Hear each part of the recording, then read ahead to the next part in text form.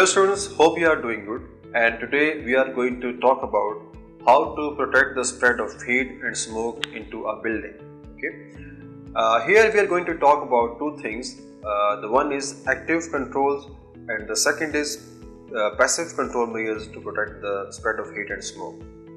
Well, if we are talking about the active control measures, so we have multi of the options. First of all, how we are going to detect the fire in the workplace, and for this particularly the use of a fire alarm system is done, and these are basically composed of in this era of technology we are using mostly heat or smoke detectors who basically detect a certain amount of heat which is going to make the happening of a fire.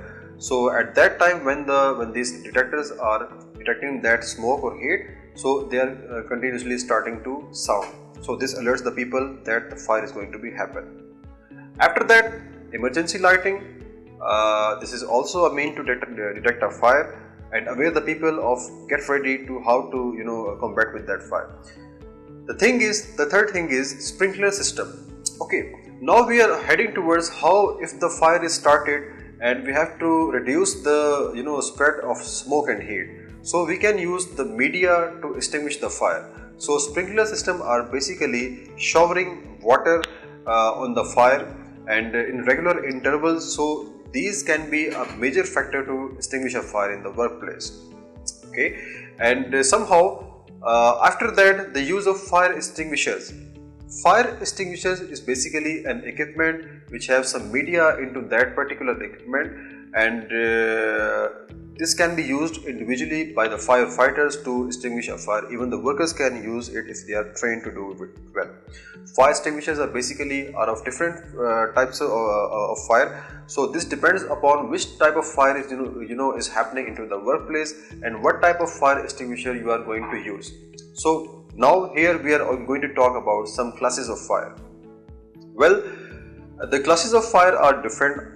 Mostly these are recommended as five classes of fire. Number one is class A, that belongs to the fire which happens from the solids like wood, plastics and cloths and some other stuff like that. And the other class is class B, and this fire starts from the use of the liquids and like petrol, diesel. And the third class of fire is class C, that starts from the use of LPG or LNG cylinders, that is gases. And after that the class D belongs to the fire which starts from the use of metals like aluminum and some other metals who are conducting fire heat.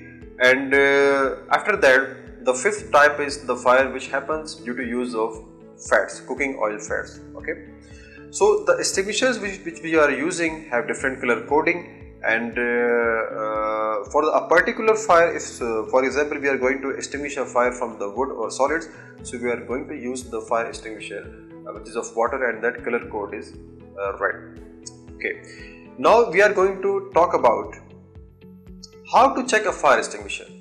Basically this is a part of inspection and active monitoring in health and safety.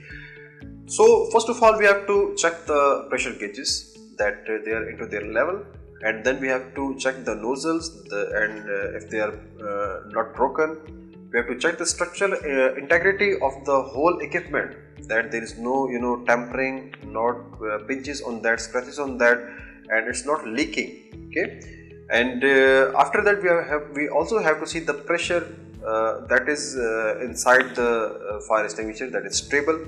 Okay, and there is no environmental impact on the fire extinguisher. After that, what is the basically principle of using a fire extinguisher? This is a universal rule that PASS, PASS. Pull the pin in the nozzle, squeeze the handle and sweep from side to side. So this is how we are going to use a fire extinguisher. Well, after that we are going to talk about the passive controls. What type of controls which we can use after happening of a fire? Basically compartmentation is the first method to reduce the spread of heat and smoke into a building. We are basically making some room, some compartments which are fitted with the fire doors, cold smoke seals, and in that case the fire cannot enter into that particular room and if the fire is happening inside that room, it cannot be spread to out of that particular room. So this is compartmentation. After that, we have to also see that what type of media we are using to build a building, like that is the pillars and the wood which are using as a timber, the insulation of the walls, the concrete. So these all are the particles which are basically combating with that particular fire. Well, after that, in the passive approach to restrict the spread of smoke and heat into a building, we have to talk about the responsibilities of an employer.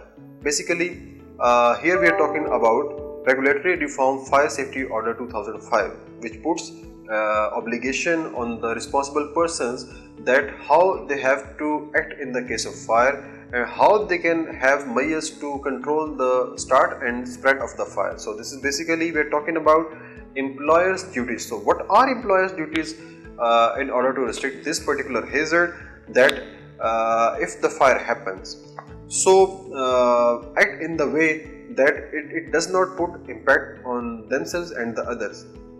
Okay, and they have to cooperate with the with the employees. They have to put the control measures into action so they can prevent the damages to the equipment, to the workplace, and the damages to the life of the humans. And in the last, I would like to tell you something about fire risk assessment, that when we are going to conduct a fire risk assessment, so we have to keep in consideration the 5 basically steps of the risk assessment: identify the hazards, identify who might be harmed and how, evaluate the current controls and decide on the additional controls, and record the findings and review the findings. Here, one thing which I would like to include is the role of fire marshals.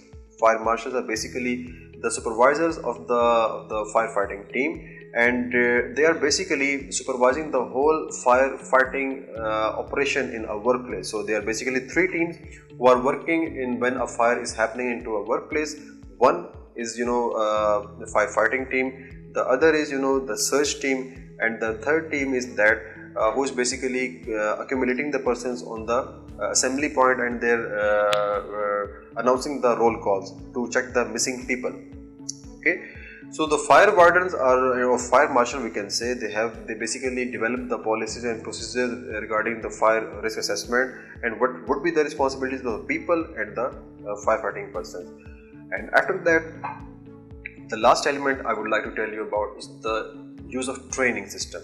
So we should have to train our people, our workers, and the others who are working into our workplaces into how they have to react safely when a fire happens, how they have to save their lives and save the lives of those who cannot save their life by themselves.